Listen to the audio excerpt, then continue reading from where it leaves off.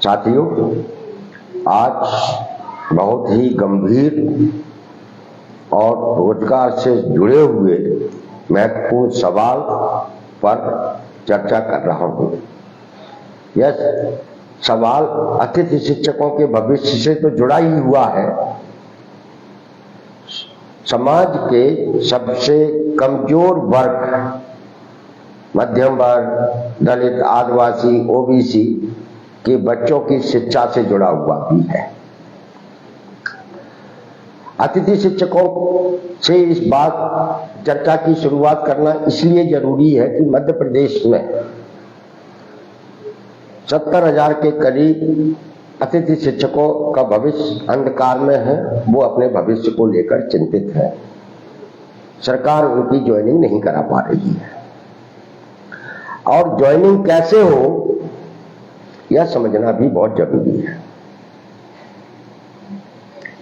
राज्य शिक्षा केंद्र की ताजी रिपोर्ट है जो आज ही सार्वजनिक हुई है।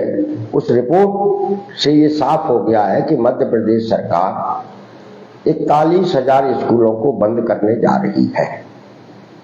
जब 41,000 स्कूल बंद होंगे मध्य प्रदेश में, तब आप समझ ही लीजिए कि न आज नौकरी मिलेगी न भविष्य में नौकरी मिलेगी।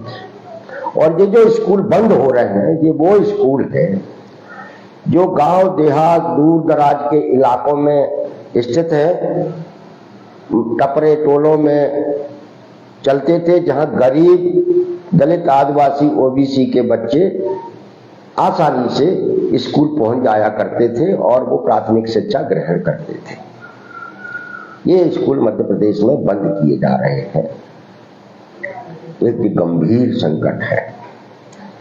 यह गंभीर मुद्दा अतिथि शिक्षकों के रोजगार से भी जुड़ा हुआ है।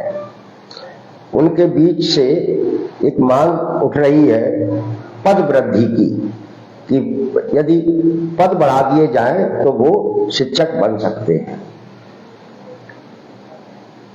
उनमें से वो अतिथि शिक्षक बन सकते हैं जिन्होंने व्यापम की परीक्षा पास की है, जिन्होंने टेस्ट पास किया है। वो उनको अगर पद बढ़ जाते हैं तो वो शिक्षक बन सकते हैं। लेकिन यही एक सवाल उठता है कि यदि सरकार ने वो स्कूल बंद नहीं किए होते तो निश्चित रूप से कुछ अतिथि शिक्षकों को स्थायी शिक्षक की नौकरी मिल जाती।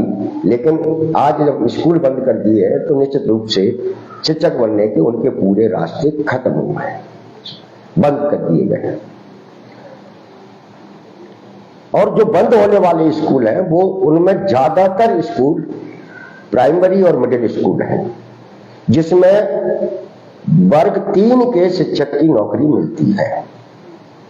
अब आप ये बात मैं इसलिए कह रहा हूं कि वर्ग 3 का शिक्षक कौन बनता है? समाज में जो सबसे कमजोर तबका है उसके बच्चे जो थोड़ा बहुत पढ़ लिख कर बीएड, बीटीआई करके वर्ग 3 की नौकरी में जाते हैं। और सरकार ने 41,000 प्राइमरी और मिडिल स्कूल बंद करके एक मास्टर की नौकरी भी जो मिल सकती थी उसको खत्म कर दिया, बंद कर दिया। स्थायी तौर पर मास्टर बनने का भी सपना सरकार ने हमारा तोड़ दिया है। अब सवाल अतिथि शिक्षकों के साथ ऐसा कैसे हुआ? क्योंकि मैं मध्य प्रदेश के कई आंदोलनों से जुड़ा रहा हूं, अतिथि शिक्षक भी हमारे संपर्क में लंबे समय तक रहे हैं। जब मध्य प्रदेश में माननीय कमलनाथ जी मुख्यमंत्री थे, 1.5 साल तक उनकी सरकार चली, तब अतिथि शिक्षकों का एक प्रतिनिधि मंडल मुख्यमंत्री माननीय कमलनाथ जी से मिला और उसमें ये तय हो गया था कि मध्य प्रदेश में जितने अतिथि शिक्षक काम करते हैं उन्हें 12 महीने का सेवा काल, जो अभी 10 है, 12 महीने का सेवा काल किया जाएगा, यानी उनको निकाला नहीं जाएगा। और वर्ग 3 के अतिथि शिक्षक को 8,000, वर्ग 2 के अतिथि शिक्षक को 10,000 और वर्ग 1 के अतिथि शिक्षक को 12,000 रुपए फिक्स दिए जाएंगे। यानी ये जो कमलनाथ जी की सरकार का जो निर्णय था, ये उनके रोजगार में सुरक्षा देने वाला निर्णय था। और ये पूरी चर्चा अतिथि शिक्षकों के तब के नेता जो जगदीश शास्त्री और राजू अतिथि संघर्ष समिति के जो प्रदेश अध्यक्ष हुआ करते थे, उनके साथ कमलनाथ जी की बैठक में तय हो गया था। और ये भी तय हो गया था कि 5 सितंबर 2019 को एक कार्यक्रम करेंगे जिसमें माननीय मुख्यमंत्री कमलनाथ जी आएंगे और वो इसकी घोषणा करेंगे, उसे उसी दिन से लागू कर देंगे। ये फाइनल हो गया था। लेकिन अतिथि शिक्षकों के बीच में भाजपा प्रेमी नेतृत्व भी बड़ी संख्या में था, जिसने 5 सितंबर 2019 के कार्यक्रम को हाईजैक किया और वहां पर अनावश्यक नारेबाजी की और ये आपस में ही वहां लड़ गए शाहजहानी पार्क में, जिसकी पूरी LIB पुलिस प्रशासन द्वारा ऊपर तक जानकारी गई और मामला बिगड़ गया।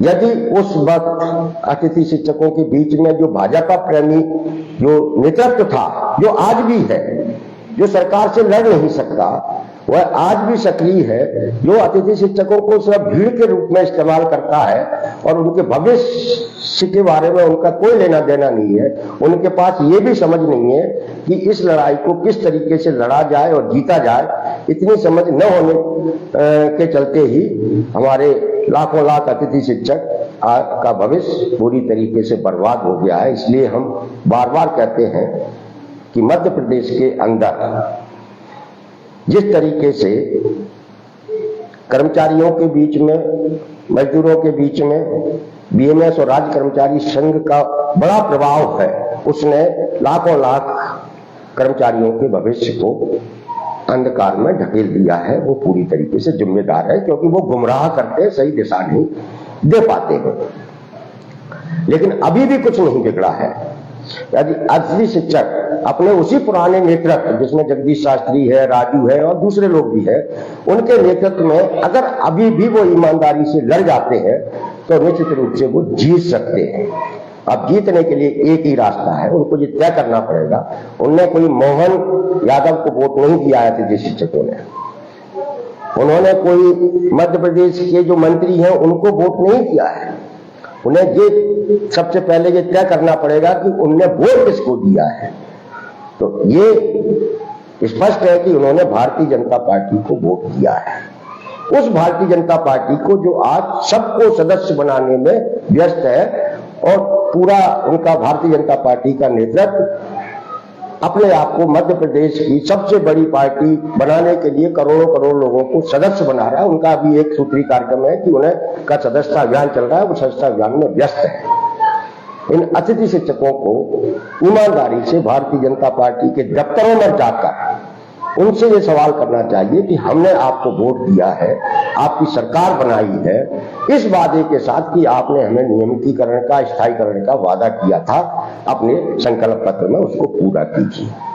आप एक ही रास्ता बचा अतिथि शिक्षकों के पास कि वो सीधे भोपाल में जिला स्तर पर भारतीय जनता पार्टी के कार्यालय में जाएं और उनसे सीधे संघर्ष की रणनीति बनाएं, जिसे आप क्रांति आंदोलन भी कह सकते हैं।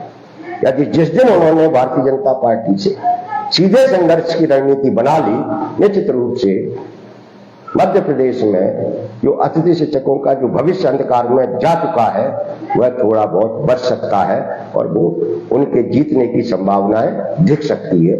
लेकिन अतिथि शिक्षक ऐसा नहीं करेंगे, क्योंकि वो भाजपा से जो उनका प्रेम है वो इतना अटूट है कि वो बीजेपी के खिलाफ एक शब्द न बोलना चाहते हैं न सुनना चाहते हैं। और यही एकमात्र रास्ता है जो मैंने बताया, उस पर चलकर ही अतिथि शिक्षक अपने भविष्य को सुधार सकते हैं, बना सकते हैं।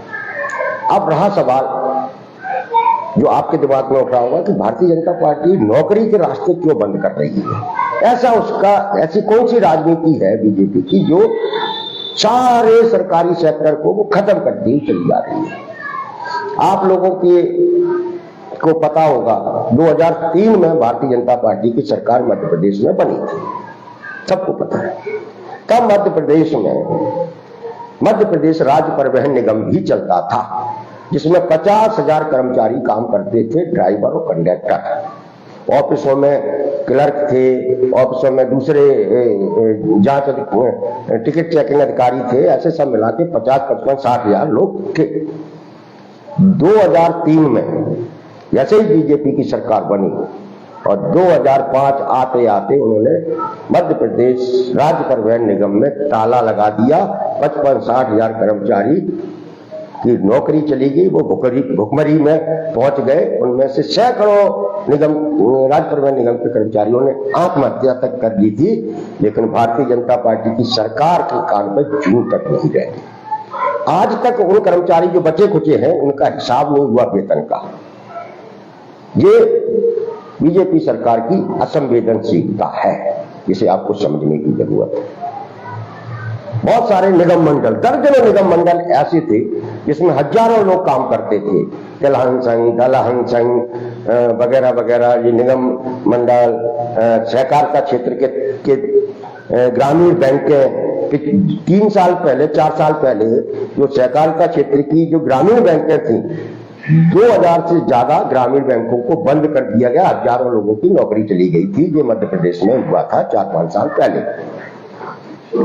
उसके बाद निगम मंडलों में ताला लग गया, बिल्डिंगें सूनी पड़ी हुई हैं, हजारों लोगों की नौकरियां वहां भी चली गई। और ताजा फैसला जो बीजेपी सरकार का वो ये है कि जो सांची दुग्ध संघ है, ये भी सहकारिता क्षेत्र से जुड़ा हुआ है, उसे भी उन्होंने गुजरात की एक कंपनी को बेच दिया है, दे दिया। वहां भी हजारों लोगों की नौकरियां खत्म होने वाली हैं, आज नहीं तो कल, कुछ दिनों में निश्चित सांची में भी ताला डल जाएगा और वो एक नए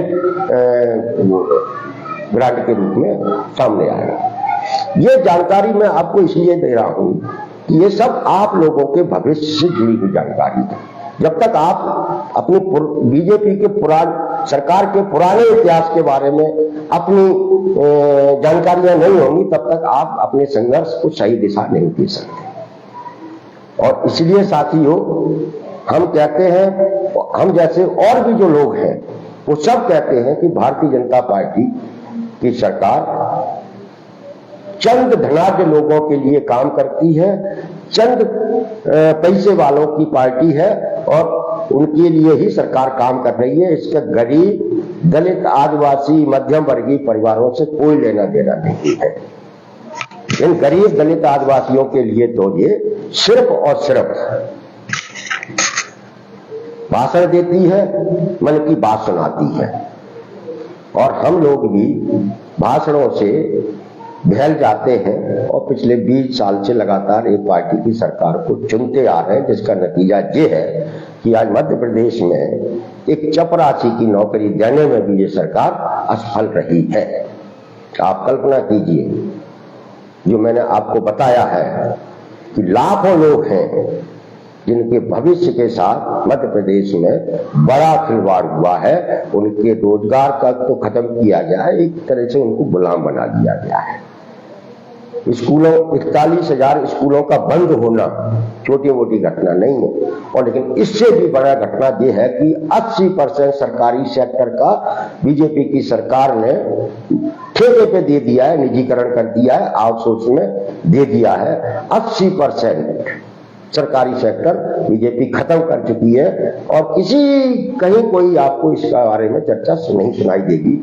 एक कंप्यूटर ऑपरेटर की भर्ती नहीं की, एक चपरासी की भर्ती नहीं की, एक ड्राइवर की भर्ती नहीं की, एक माली की भर्ती नहीं की। ग्रामीण बैंकों, सहकारिता के क्षेत्र में, स्वास्थ्य विभाग में, हर तरफ कंपनियां काम कर रही हैं।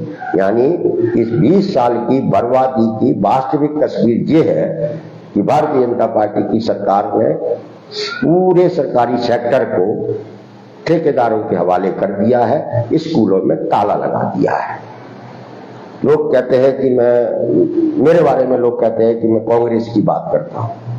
मैं कांग्रेस की बात नहीं करता, मैं कर्मचारी मजदूर की बात करता हूं। 2003 तक मध्य प्रदेश के टोले टपरों तक में स्कूल खुल गए थे, जहां दलित, आदिवासी, ओबीसी के बच्चे, गरीब मध्यम वर्गीय परिवारों के बच्चे पढ़ते थे और उन स्कूलों में समाज के कमजोर वर्ग के पढ़े लिखे बच्चों को मास्टरी की नौकरी मिलती थी। ये 2003 से पहले की तस्वीर है मध्य प्रदेश की। लेकिन 2003 के बाद इन 20 सालों में ये तस्वीर पूरी तरीके से बदल गई। पूरी तस्वीर बदल कर ये है कि हमारे रोजगार के सारे रास्ते बंद हो गए। जो शिक्षा कभी गरीब के घर के करीब हुआ करती थी, वो शिक्षा गरीब के घर से 20 किलोमीटर दूर पहुंच चुकी है मध्य प्रदेश सरकार के सीएम राइस स्कूल वाली योजना के तहत। जो सीएम राइस स्कूल खोले जा रहे हैं, यानी कि हमारा जो पुराना हायर सेकेंडरी स्कूल था उसका नाम बदलकर उन्होंने सीएम राइस कर दिया है और बिल्डिंग बना दी है। पूरा पैसा उस पर खर्च कर रहे हैं और उसमें 20 किलोमीटर के आसपास के स्कूलों को मर्ज किया जा रहा है। यानी कि जो शिक्षा कभी गरीब के घर के करीब हुआ करती थी, वो शिक्षा गरीब के घर से 20 किलोमीटर दूर पहुंच चुकी है। आप सोचिए कैसे गरीब का बच्चा प्राइमरी शिक्षा हासिल कर पाएगा। ये संकट है। इस संकट पर भी सोचना पड़ेगा उन लोगों को जो अपने भविष्य को लेकर चिंतित हैं। मैं इन तमाम सारी बातें आपसे इसलिए भी करता हूं और मेरे बारे में भी लोग सवाल करते हैं कि मैं एक तरीके की चर्चाओं क्यों करता हूं, मेरे पे ये जानकारियां देकर मैं क्या हासिल कर लूंगा।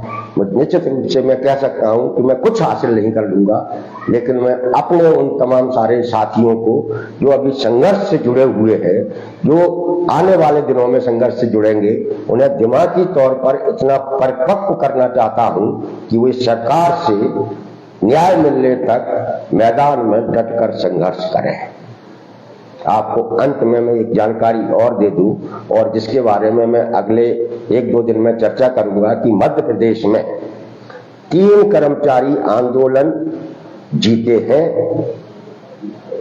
और अच्छी तरीके से जीते हैं। वो आज सरकारी कर्मचारी की तरह काम कर रहे हैं। 3 कर्मचारी आंदोलन, और ये मेरा सौभाग्य है कि उन तीनों कर्मचारी आंदोलनों से मेरा रिश्ता रहा है।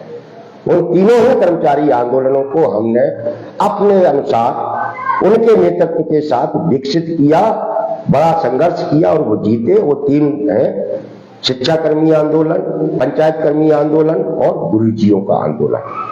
यही मध्य प्रदेश में तीनों संवर्ग कर्मचारी संवर्ग के आंदोलन सरकार के गला पकड़कर उनकी नाक में दम कर संघर्ष किया और वो जीते। आज उनके जीवन में सुरक्षा है और इन तीनों आंदोलनों से मेरा रिश्ता रहा है। आज इस बारे में मैं अगले 1-2 दिन में विस्तार से चर्चा करूंगा, क्योंकि ये तीनों आंदोलन ऐसे हैं जो आपको बहुत कुछ सिखाएंगे और बहुत कुछ जानकारियां देंगे। तो साथियों, अतिथि शिक्षक जितने भी हमारे साथ जुड़े हुए हैं, जिन तक ये लाइव पहुंचेगा, उनसे मेरा आग्रह है कि आप अपने संघर्ष की दिशा बदलें, उन लोगों के साथ आए जो आपके भविष्य के लिए पहले लड़ते रहे हैं, आगे भी लड़ेंगे और आपको जीत दिलाएंगे। नमस्कार।